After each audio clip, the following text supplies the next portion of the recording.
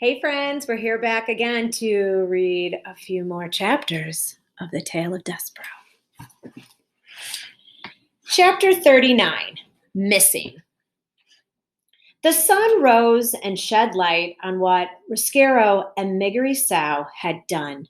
And finally, Despereaux awoke, but alas, he awoke too late. I haven't seen her, Louise was shouting, and I tell you, I wash my hands of her. If she's missing, I say, good riddance to bad rubbish. Despereaux sat up. He looked behind him. Oh, his tail. Gone, given over to the knife, and where the tail should be nothing but a bloody stub. And more foul play. Gregory is dead, shouted Cook. Oh, poor man, that rope of his broken by who knows what, and him lost in the dark and frightened to death. Because of it, it's too much.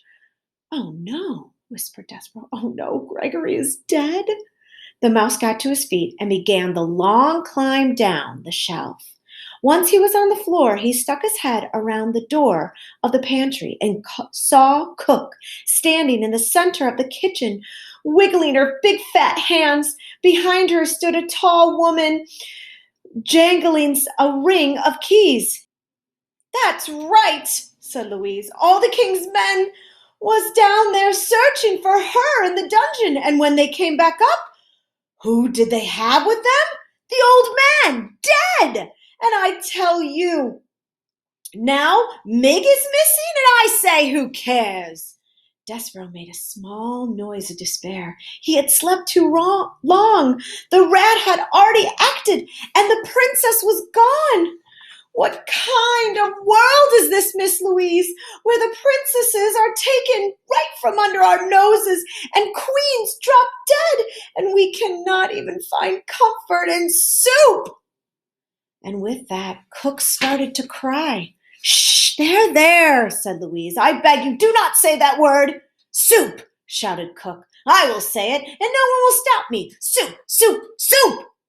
And then she began to cry, an earnest wailing and sobbing. There, said Louise. And she put her hand to touch Cook. Cook slapped it away. It'll be all right, said Louise. Cook brought the hem of her apron up to wipe her tears. It won't, she said. It won't be all right ever again. They've taken away our little darling. There ain't nothing to live for without the princess. Despereaux was amazed to have exactly what was in his heart spoken aloud by such a ferocious mouse-hating woman as Cook. Louise again reached out to touch Cook, and this time Cook allowed her to put her arm around her shoulder. What shall we do? What shall we do? Wailed Cook. Shh, there. Alas, there was no one to comfort Despereaux, and there was also no time anyway for him to cry. He knew what he had to do. He had to find the king. For having heard Roscero's plan, readers, Despereaux knew that the princess was hidden in the dungeon, and being somewhat smarter than Miggery Sow, he sensed that the terrible unspoken truth behind Roscero's words. He knew that Mig could never be a princess, and he knew that the rat, once he had captured P, would never let her go.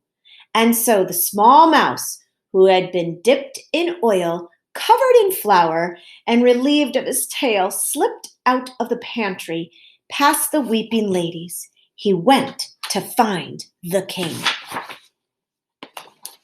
Chapter 40, Forgiveness. He went first to the throne room, but the king was not there, and so Despereaux slipped through a hole in the molding and was making his way to the princess's room when he came upon the mouse council. 13 mice and one most very honored head mouse sitting around their piece of wood debating important mouse matters. Despereaux stopped and stood very still. Fellow honored mice, said the most very honored head mouse, and then he looked up from his makeshift table and saw Despereaux. Despereaux, he whispered. The other mice leaned in, straining to make sense of what the word they heard from the head mouse. Pardon? uttered one. Excuse me? Said another. I didn't hear that right. I thought you said Despereaux, said a third. The head mouse gathered himself. Um, he tried speaking again. Fellow members, a ghost, a ghost! And he raised a shaking paw and pointed at Despereaux. The other mice turned and looked, and there was Despereaux Tilling, covered in flour, looking back at them with the telltale red thread still around his neck like a thin trail of blood. Despereaux? Said Lester. Son, you've come back? Despereaux looked at his father and saw an old mouse now whose fur was shot through with gray. How could this be? Despereaux had only been gone a few days, but his father had seemed to age many years in his absence. Son, ghost of my son? Said Lester, his whiskers trembling. I dream of you every night. I dream about the beating of the drum that sent you to your death. I was wrong. What I did was wrong. No, said the very most honored head mouse. No, I've destroyed it, said Lester. I've destroyed the drum. Will you forgive me? And he clasped his front paws together, looking at his son. No, said the head mouse. Do not ask the ghost for forgiveness, Lester. You did as you should. You did what was best for the mouse community. Lester ignored the head mouse. Son, please, he begged. Despereaux looked at his father, at his gray streaked fur and trembling whiskers and his front paws clasped together in front of his heart. He felt suddenly as if his own heart would break in two. He looked at his father, and his father looked so small, so sad. Forgive me, Lester asked again. Forgiveness, readers, is, I think, something very much like hope and love. A powerful, wonderful thing, and a ridiculous thing, too. Here's Lester.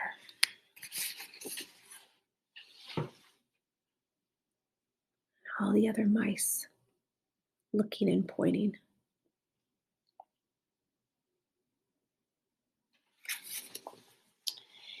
Isn't it ridiculous, after all, to think that a son could actually forgive his father for beating a drum that had sent him to his death? Isn't it ridiculous to think that a mouse could ever forgive anyone for such perfidy? But still, here are the words that Despereaux Tilling spoke to his father. He said, I forgive you, Pa. And he said those words because he sensed that it was the only way to save his own heart, to stop it from breaking in two. Despereaux, readers, spoke these words to save himself. And then he turned from his father and spoke to the Mouse Council. You were wrong, he said, all of you. You asked me to renounce my sins? I ask you to renounce yours. You wronged me. Repent.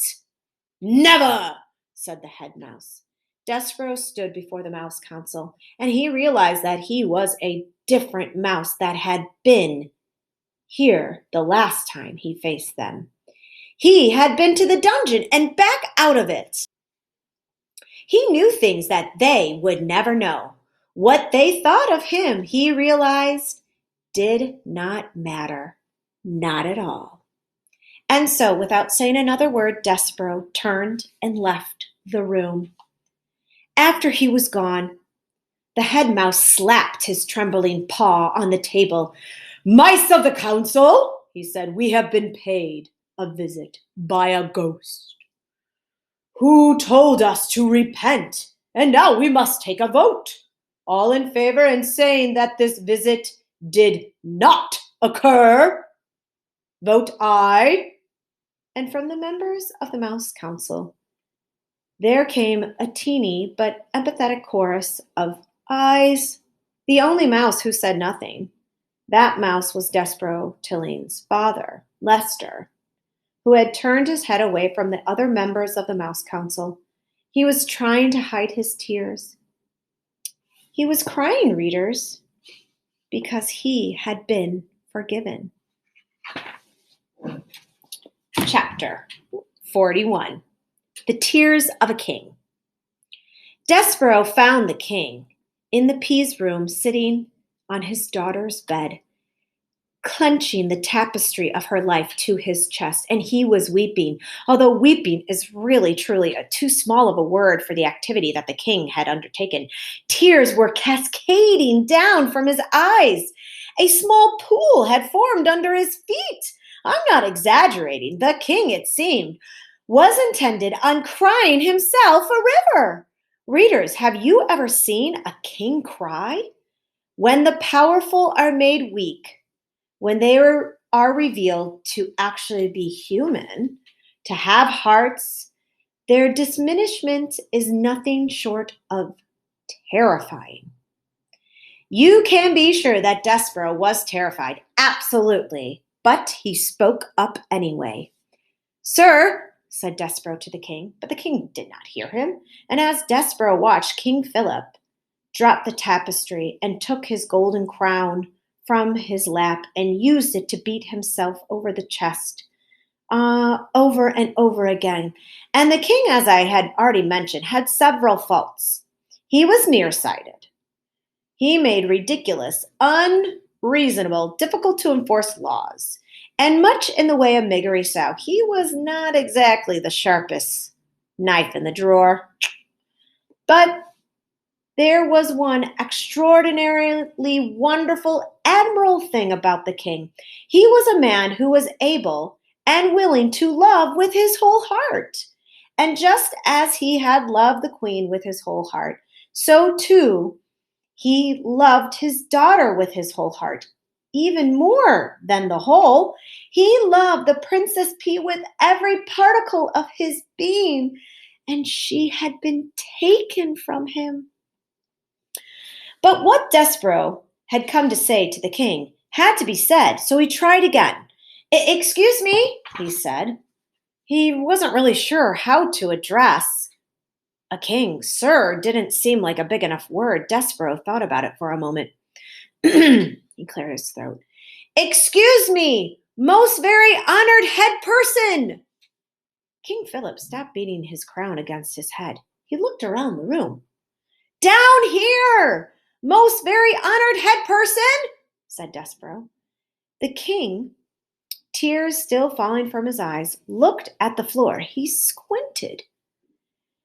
"Is that a bug speaking to me?" he said. "No," said Despereaux. "I'm a mouse. We met before, remember?" "A mouse?" bellowed the king. "A mouse is one step removed from a rat." "King, sir," said Despereaux, "most very honored head person, please, you have to listen. This is important. I know where your daughter is." "You do?" sniffled the king. He blew his nose into his royal cloak. "Where?" he said, and he bent over to look more closely at Despereaux. 1 tear, 2 tears, 3 enormous tears fell from the king's eyes, plop, onto Despereaux's head and rolled down his back, washing away the fur, revealing his own brown fur. "Sir, most very honored head person, sir," said Despereaux, as he wiped the king's tears out of his own eyes. "She's in the dungeon." "Liar," said the king, and he sat back. "I knew it. All rodents are liars and thieves. She's not in the dungeon. My men have searched the dungeon." "No, but no one really knows the dungeon except the rats. There's thousands of places where she could be hiding, and only the rats would know. Your men would never be able to find her if the rats didn't want her to be found." "Ugh," said the king, and he clasped his hands over his ears. "Do not speak to me of rats. What do they know?" he shouted. "Rats are illegal. Rats are against the law. There are no rats in my kingdom. They do not exist." "Sir, very most honored head person, that is not true. Hundreds of rats live in the dungeon of this castle. And one of them has taken your daughter. If you will just send..." The king started humming. I can't hear you. He stopped shouting. I cannot hear you. And anyway, what you say is wrong because you are a rodent and therefore a liar.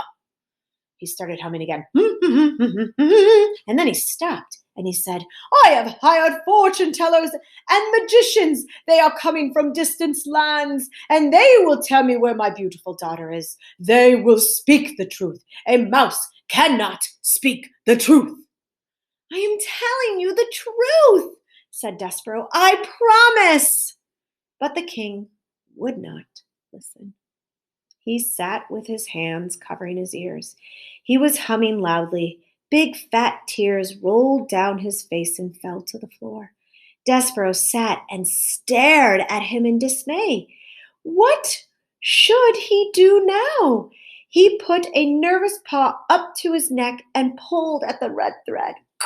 Suddenly, a dream came flooding back to him, and the dark and the light, and the knight swinging his sword, and the terrible moment when he realized that the suit of armor was empty. Then, readers, he stood before the king, and a wonderful, amazing thought occurred to the mouse. What if the suit of armor had been empty for a reason? What if it had been empty because it was waiting for him? You know me. That was what the knight in his dream had said. Yes, said Despereaux, I do know you. I can't hear you, shouted the king. I'll do it myself, said the mouse. I will be the knight in shining armor. There is no other way. It has to be me. Despereaux turned. He left the weeping king, and he went to find the threadmaster. We will stop here for today.